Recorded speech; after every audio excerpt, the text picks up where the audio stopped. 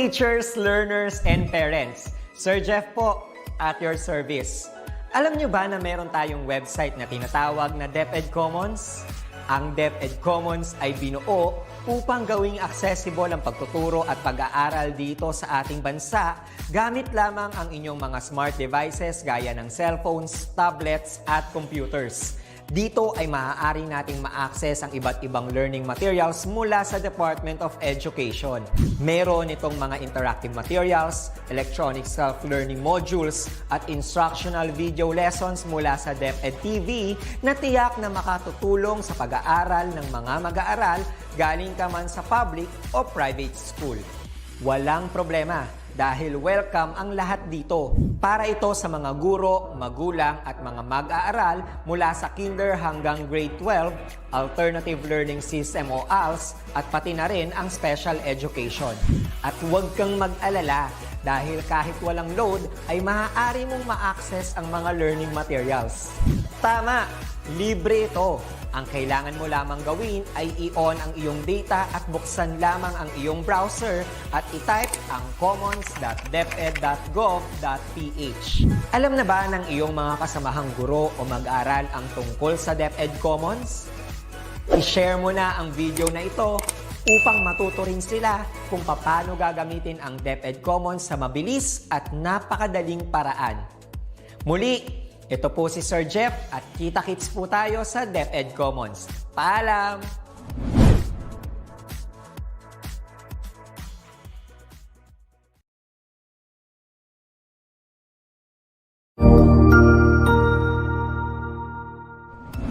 Magandang araw! Sir Wilbur po, at your service.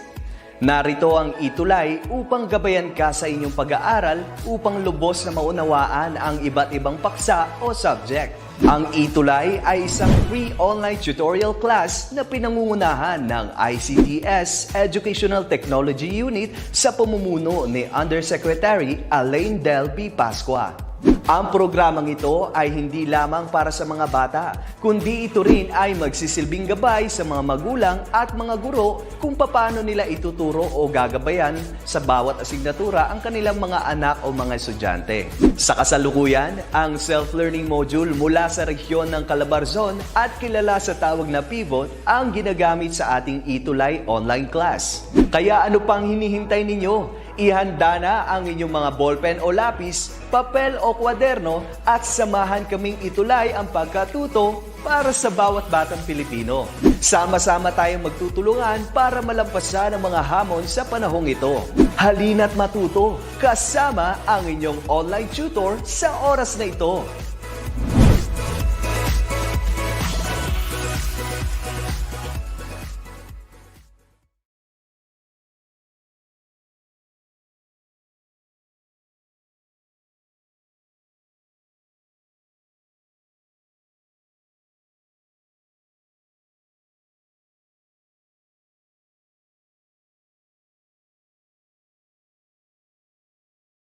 Hello sir, nakamute po. Hello po ulit. Ayan. Thank you po, sir. So again, let's have our ETUlay online tutorial for Science 10 this time. So ito po ay hatid ng ating Department of Education, Edtech Unit at DepEd Online. So malamang sa malamang, marami naman po sa atin ang nakatutok dahil tayo po ay galing na po sa 2-week na ating break pagkatapos ng second quarter. So sana mga bata ay nakapagpasa na kayo ng mga modules, mga learning activity sheets, lahat ng mga requirements na galing sa inyong school at sa teachers. I'm hoping na napasa nyo na para maganda naman po ang grades nyo itong second quarter. And then don't forget po yung inyong summative test at the same time. Speaking of Science 10, so siyempre, kailangan natin mag-move on sa ating brand new quarter 3, week 1. So, ano ang ating magiging topic ngayong week 1, etong quarter 3? Hormones in the reproductive system.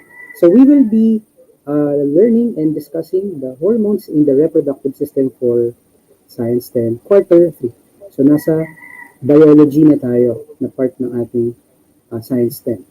Okay, again, I am Science 9 and Science 10 ETUlay tutor for Monday. So, promote ko lang na saglit from 2 to 2:20 to 3 o'clock, Science 9 po. And then, sunod na agad yon 3 to 3:40, Science 10. So, ang ating ETUlay ay naka-live po sa ating dalawang platforms, sa Facebook at sa YouTube. Sa Facebook, meron tayo sa DepEd Educational Technology Unit, DepEd Philippines, DepEd tayo, and ating YouTube channels sa DepEd Educational Unit at DepEd TV YouTube channel. Okay. So, ngayong quarter 3, yung ating week 1, ano ba ang ating MELCs or yung most essential learning competency? Explain the role of hormones involved in the male and the female reproductive system. Meron siyang code na S10LT-3D-34. So, you need to explain kung ano yung role ng hormones ng male at female reproductive system. For week 1, for this session, everybody should be able to explain the hormones secreted by the male reproductive system, explain the hormones secreted by the female reproductive system, discuss the role of hormones involved in the male and female reproductive system. So, buhay po sa mga nakikinig po ngayong hapon, sa ating mga viewers. Meron po tayo from, ano po ito? MMNHS Davao Occidental. Meron po tayo dito ng mga viewers from SDO Isabela. Thank you for watching and happy learning po sa ating Science 10. And then meron tayong isa pang expectation, explain the effect of hormones secreted in the development of one organism. Good afternoon po, Margarita, Remojo, Lisa Lorenzo. Good afternoon po. Ayan. So magkaroon na tayo ng short recall or short review. So makikita niyo sa lower right, no, meron tayong mga cute na internal organs po natin. So dyan po tayo pipili ng mga sagot natin. So sa mga loyal viewers po natin, kindly type your answer at makikita niyo po yung mga questions po natin sa screen after. So ang pagpipilian po natin mga answers ay bronchioles, alveoli, valve, heart, trachea, and lungs. So by the way, I am using SLM po namin sa aming dear SDO Caloocan. Shout out po sa aming LRMDS supervisor na si Sir Tommy Rico at ang aming SDS na si Dr. Melissa L. Losaria, SESO 6. Maraming salamat po. At ito po ang ginagamit ko po ngayon na SLM for Science 10. So let's reveal the instruction. You have to identify the term being described. Choose your answer from the terms inside the figure and write your answer in the blank. Okay. So ito po ay yung ating grade 9 na topic last year. Kung naalala niyo po, yung ating respiratory system. Way back first quarter po yan last year. Identify po natin kung sino yung nagsasalita. I am called as windpipe. I am a hollow tube that serves as passageway of air into lungs. What am I? Sino daw siya? I am called as the windpipe. I am a hollow tube that serves as passageway of air into lungs. What am I? Yan po. So ano po siya? So the answer from Princess Airaline, trachea. Ayan. So ano po yung tawag natin sa tube, hollow tube that serves as the passageway of air into lungs? Si Altea Artos, trachea. Cedric Salansang, trachea. So let's reveal the answer. Michelle Degala, trachea po. Okay, tignan natin. So the answer is trachea, tama. So trachea is also known as windpipe. Ito po yung daluyan ng hangin na nagmumula po sa ating mouth. At syempre din sa lungs natin, doon dumadaloy po yung hangin. So windpipe is also called as trachea. Very good. And let's move to the second question or second statement. Identify ulit kung sino po yung sasalita. I am the finer subdivisions of the bronchi. I am hair-like tubes that connect to alveoli. What am I? I am the finer subdivisions of the bronchi. I am hair-like tubes that connect to alveoli. What am I? Ano po siya? So, hindi na natin pipiliin si trachea kasi napili na po natin. So, meron pa tayong pagpipilian, bronchioles, valve, alveoli, heart, or lungs. Ano po ito? So, I am the finer subdivision of bronchi. Okay, let's see kung ano yung mga answers. Michelle De Gala, bronchioles. Princess Aeroline, bronchioles. Benji Argente, good afternoon, watching from Bagbag High School. Althea Artos, bronchioles. Ayan. So, good afternoon between. So, correct. The answer is bronchioles, yung finer or thinner subdivisions of the bronchi. Let's move. And answer number 3. I am called as air sacs. I allow the gas exchange in lungs. What am I? Ano naman po ito? Dito nangyayari ang gas exchange ng ating air sacs natin sa ating lungs. Siyempre, ating carbon dioxide will turn into oxygen and vice versa. So, saan po ito nangyayari? So, what do you call the air sacs that allow gas exchange in lungs?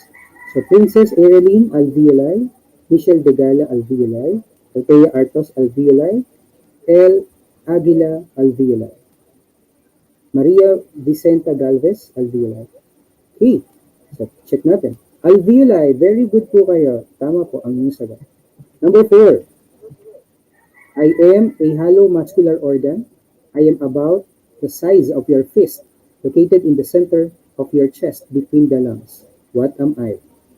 I am a hollow muscular organ. I am about the size of your fist, located in the center of your chest between the lungs. What am I? Ano po kaya ito? So, kita rin naman natin sa illustration sa lower right, di ba? Althea Artos, heart. Princess Aeroline, heart. Ang bilis sila. Jiggery Perez, heart. Myra Jean, Boo, heart. Michelle, heart. Desilo, heart. And then, lahat, puro heart. Ayan. So, let's reveal the answer. Of course, the hollow muscular organ that pumps blood, of course, syempre, heart. Last statement, number 5. I act as one-way door. I allow blood to flow either forward into the next chamber or out of the heart. What am I? I act as one-way door. I allow blood to flow either forward into the next chamber or out of the heart. What am I? Ano po yun? Yung nag-act as door, I allow blood to flow either forward into the next chamber. So may sagot na po, mabilis na si Princess Aeroline. Okay, valve. Ayan, Althea Artos valve. Yan po. Check natin. Ano po yung nag-act as one-way door? Kasi hindi naman talaga pwede yung ating blood flow ay ano po, pabalik-balik. Kailangan talaga, one-way lang talaga ang movement ng ating blood. Yan, jittery valve ang sagot niya. Ayan, shout out kay Sir Sherwin, Sir Shao. Ayan, magaling pong teacher po namin yan sa ETUlay. Hazel, Christine, Rose, Andrew, yan. Valve ang sagot nila. Check natin, valve, okay. Marami pong valve sa ating heart, no, na nag-act po siya talaga ng kailangan ang movement lang ng blood natin ay isang way lang. Kaya meron po tayong mga valves sa ating heart. Okay, thank you very much po for answering and participating po sa ating looking back. So let's move na po sa ating topic, ang reproductive system. So ano ba ang reproductive system? Usually, nadidiscuss na po ito, no, way back elementary science pa. Pero as we go along with our science modules and science lessons, medyo mas binibigyan na natin importansya kung ano yung mga connection ng iba't ibang systems ng katawan at syempre reproductive system. So reproductive system is also known as the genital system.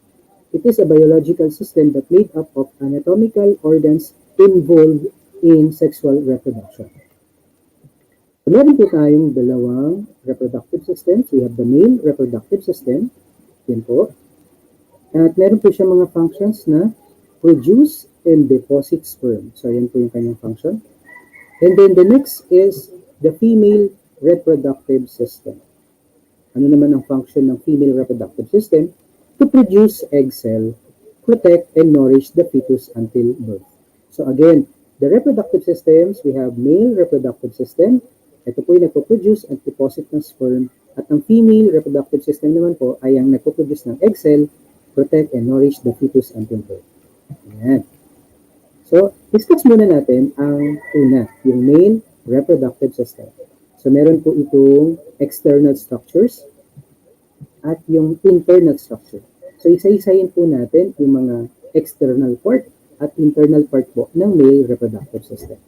Yan po, no, i-ano na lang po natin, i-enumerate na lang po natin. The penis, the scrotum, the testicles or testes, and the epididymis. Ang internal structures naman po niya ay ito.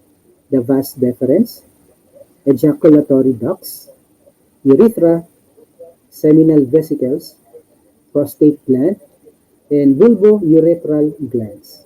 So makikita po natin sa lower po na right side po. Yan. Mamaya lalakyan po natin yung illustration. So mapapansin po natin, ang mga external structures po niya ay yung visible part po ng male reproductive system. The penis, the scrotum, the testicles, and epididymis. At yung pinakaloob naman po niya, yan po, yung mga enumerate po natin. So, lakyan lang po natin ng illustration. Yan. As you can see on our picture, this is the male reproductive system. At kita po natin yung kanyang mga internal at external parts. Pero kapag tinignan natin in cross-sectional area, yung makikita lang po natin syempre yung labas at sa loob. At ito pong nakita natin, the penis, nandyan po yung mga parts po niya na nag-erect po siya kapag nalagyan po siya ng dugo. And then meron pong urethra, nadaanan po ng ihi. At lahat po ng parts na po ito ay nakalagay po sa ating self-learning module. So binibigyan ko lang po ng simple explanation kung paano natin maintindihan ang male reproductive system.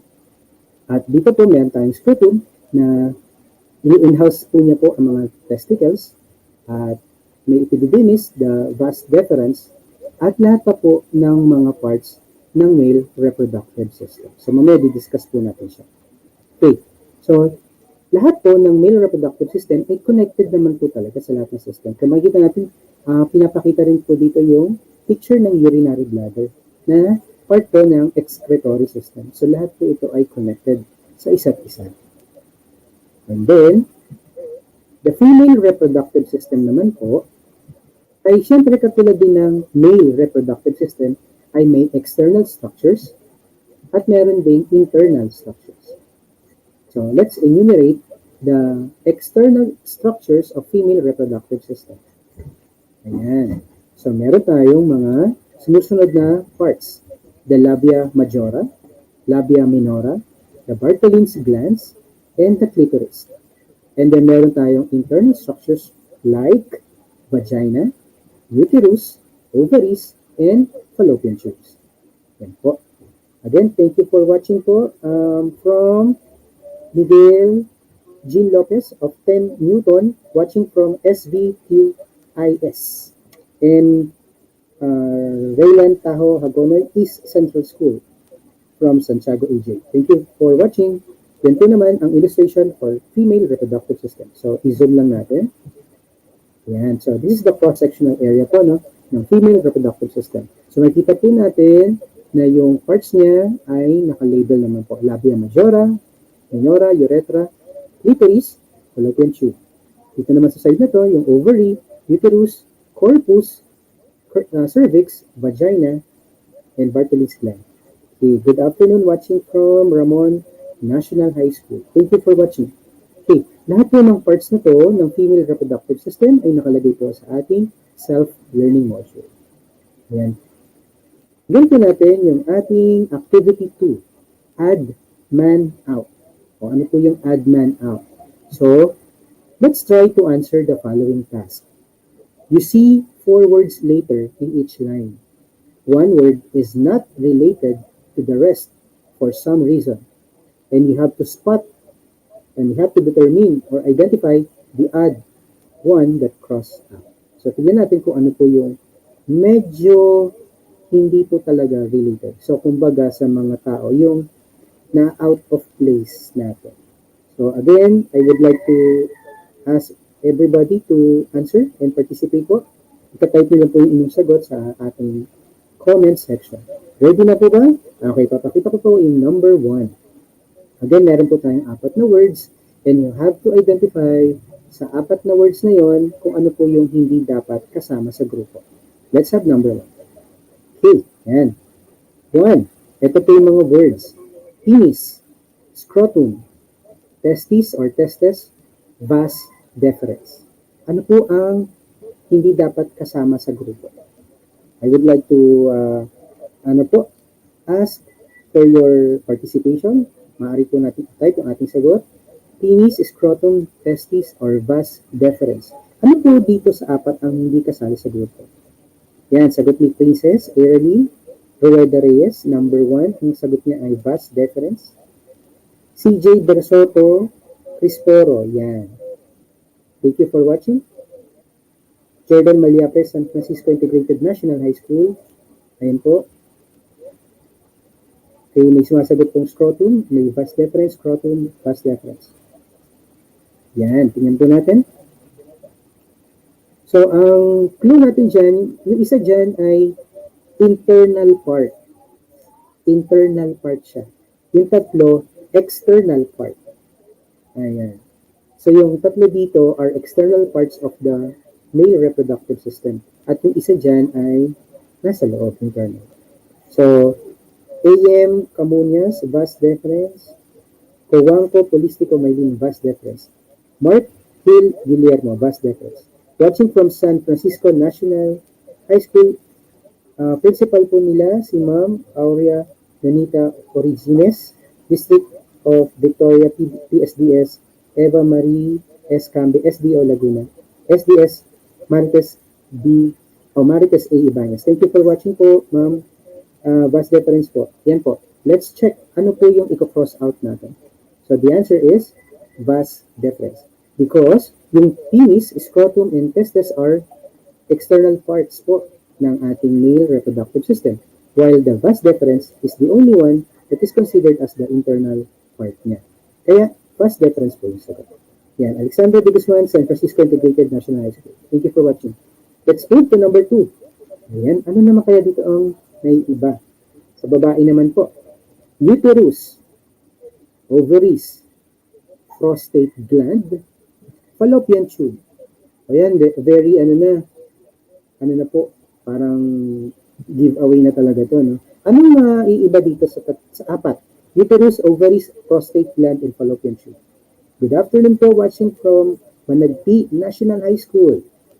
Venus Masikap. Ayan.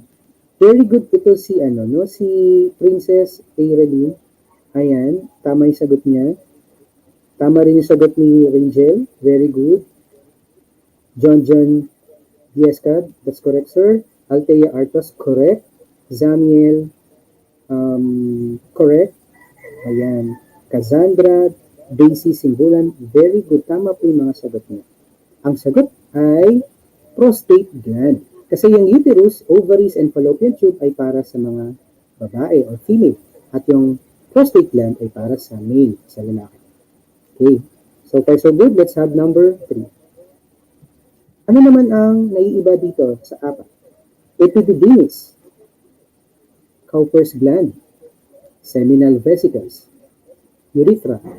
So epididymis, Cowper's gland, seminal vesicles, and urethra. Okay, ano naman po ang naiiba dito sa number 3 natin? So, good afternoon, watching from SDO Nueva Ecija, Marilu Caritativo. Maraming salamat po, ma'am, sa pakikinig at sa panonood. Ayan. So, ano po ang sagot natin dito? Epididymis, Cowper's gland, seminal vesicles, and urethra. Jan Viesca. Ayan po, may sagot na siya. Double check natin. Ang sagot ay epididymis. Yan po. Okay? Let's move to number 4 kasi petsa na, oras na. So, number 4. Ano naman ang naiiba dito sa 4? The labia majora, the vagina, clitoris, and labia minora. Ano po ang naiiba dito sa apat? Labia majora, vagina, clitoris, and labia minora. All of them are parts po ng female reproductive system.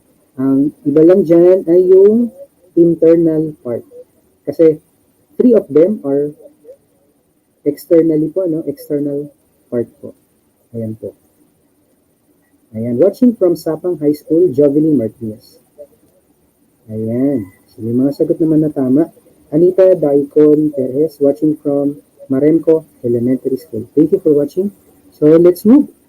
Ano kaya i-cross out natin? Vagina. Kasi yung tatlo po ay found external part na po sila. Externally na talaga sila.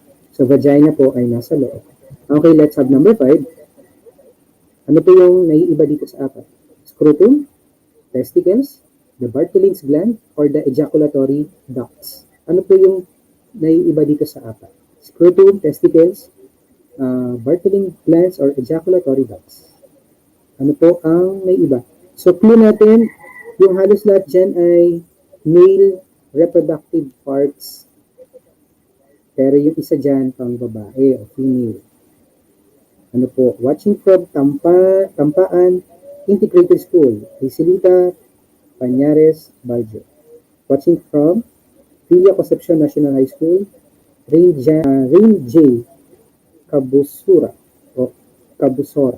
Ayan. So, ang sagot natin dito ay Bartholin's gland. Kasi yung Bartholin's gland ay para sa babae o female reproductive system. So, again, yan po yung activity number 2, the add and out.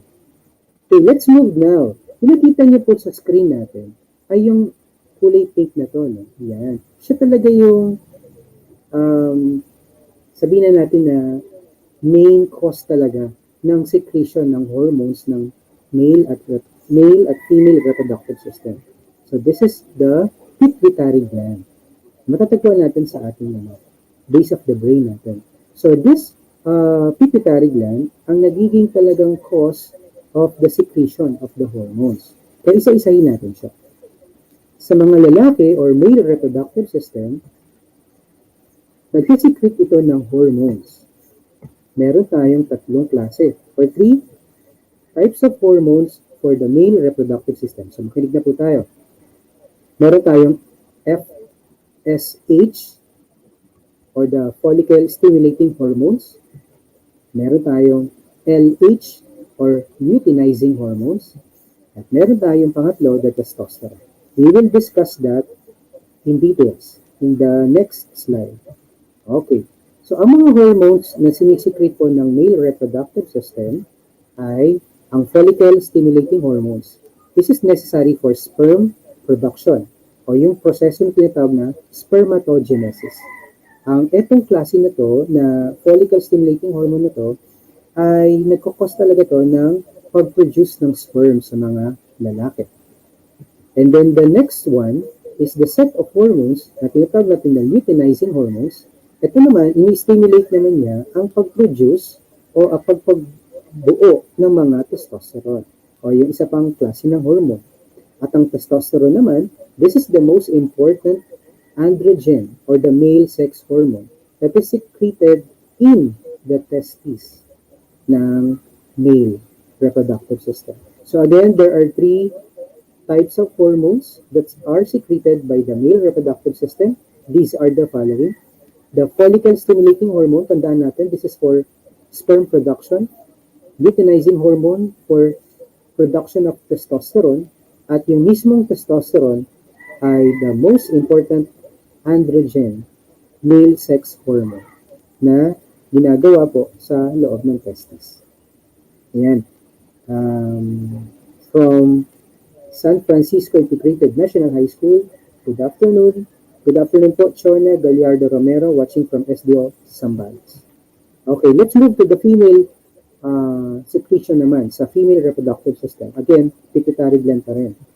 So this time, sa hormones, 4 naman po ngayon. Kung kanina sa male reproductive system ay meron tayong 3 sets ng hormones, ngayon naman dito ay 4. So, again, meron pa rin pong follicle stimulating hormones, meron pa rin luteinizing hormones, at meron ng dalawa, which are the estrogen and the progesterone. So yan po ay nadidiscuss na rin po no, ng elementary days, pero hapyaw. Pero dito sa grade 10, didiscuss na in details. Kasama na yung mga hormones niya. For the female hormones, let's discuss una-una the estrogen. The estrogen, this is the reproductive hormone in females that assist in endometrial regrowth, ovulation, and calcium absorption. So ito po ang kanyang function, no? Yung nag-assist po siya ng endometrial regrowth at ovulation. Yan po, tandaan po natin yung kanyang function. At napaka-importante rin po nito among females. The next type is the progesterone. Ito naman, ina-assist naman niya ang endometrial regrowth naman and inhibition of FSH and LH release. So, lahat ng ito ay madidiscuss sa susunod pang mga weeks o yung iba pang modules, lalo na sa menstrual cycle. Kaya lahat po ito ay parang fundamental concepts muna. Kasi madidiscuss siya in full detail sa mga susunod pang modules or weeks. Ang FSH, katulad din sa mga boys o sa lalaki, pero this time, it stimulates the development of egg cells called the ova, the plural for ovum, which develop in structures called the follicles. Ang LH naman, or luteinizing hormones, it also plays a role in the development of ova, induction of ovulation, and stimulation of estradiol and the progesterone production by the ovary. Estradiol is another hormone po in the production po nito. And then the progesterone, yung nabanggit kanina, na napoproduce po in ovaries. Follicle cells produce the hormones inhibin. The name of the hormone is inhibin, in which it inhibits the FHS production. Again, ang detalye po nito madidiscuss sa susunod pa mga weeks. Estradiol produces secondary sex characteristics in females. Mga secondary sex characteristics natin na nagbabago po among female kapag nandun na po sila sa age ng adolescent period. Progesterone regulates the menstrual cycle. Ayan.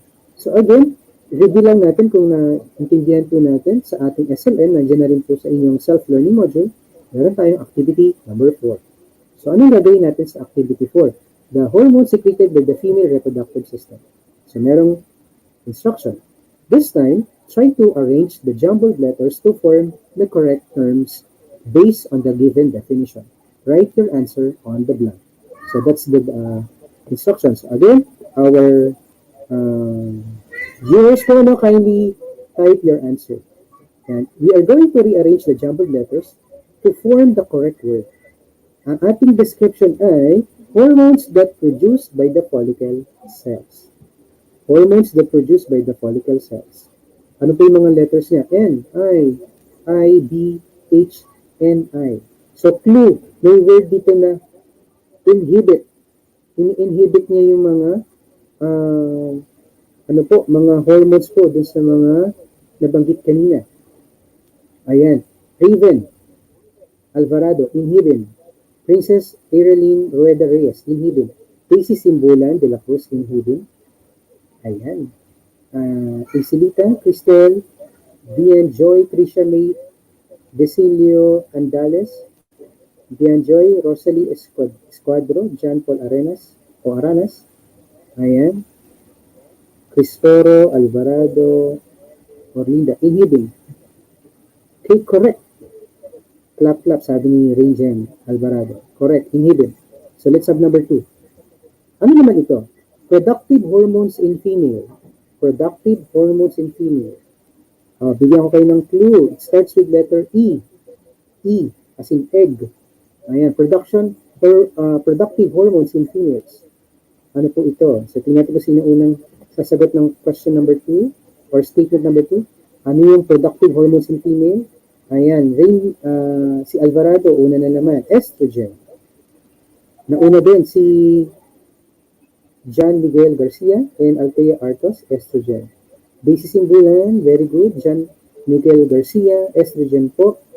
Cassandra Enano, estrogen. And Mirna Rolion, estrogen. Trisha May Sapeda, estrogen. Okay, very good. Ayan. Question number 3. Tingnan natin. It produced secondary sex characteristics in females. It produced secondary sex characteristics in females. Ano po ba yan? Okay. Double check na yung time. So, estradiol is the answer. Let's move number 4. Release from developing follicles. The answer is progesterone. Ito yung kasagot ko yung number 5. It causes the release of hormones FHS and LH. Medyo mahaba. Anong gland sa katawan natin ang nagpo-produce at nagre-release ng mga hormones na follicle stimulating hormone at luteinizing hormone? O, bigyan ko kayo ng example, clue. Nag-start siya sa letter I.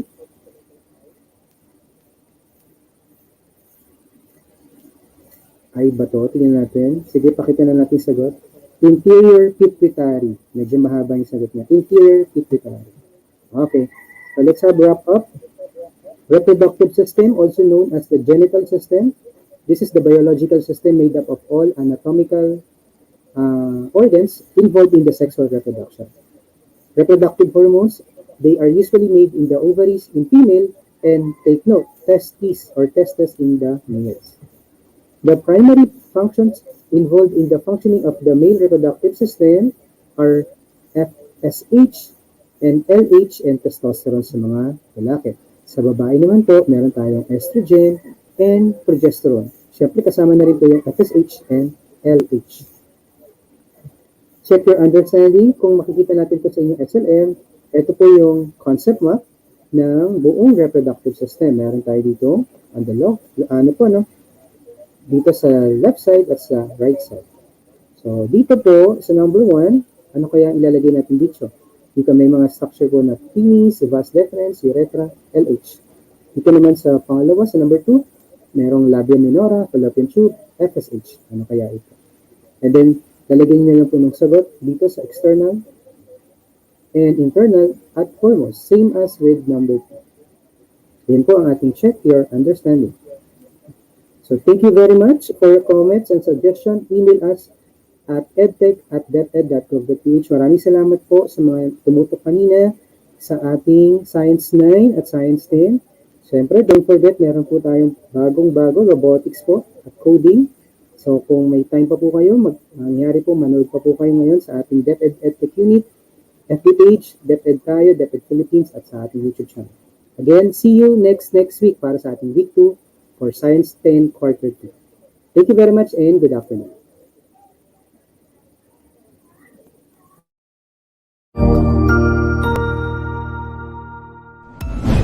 Sigurado ako na marami ka na namang natutuhan sa ating ETUlay tutorial session ngayong araw. Tandaan, ito ay hindi lamang para sa ating mga mag-aaral, kundi pati rin sa ating mga minamahal na guro at mga magulang na kaagapay natin para maituloy ang pagkatuto sa kabila ng nararanasang pandemya. Patuloy ding sumubaybay sa DepEd TV para sa mga araling ginawang video episodes. Mapapanood ito mula Lunes hanggang Sabado, alas 7 ng umaga hanggang alas 7 ng gabi sa inyong mga telebisyon. Abangan bukas mula 1:00 ng tanghali ang iba pang aralin sa ating ETUlay free online tutorial session sa English. I-like and subscribe at manatiling nakasubaybay sa ating ETUlay tutorial session sa DepEd Edtech Unit FB page at Educational Technology Unit channel sa YouTube at sa DepEd Tayo at DepEd Philippines social media accounts. Paalam!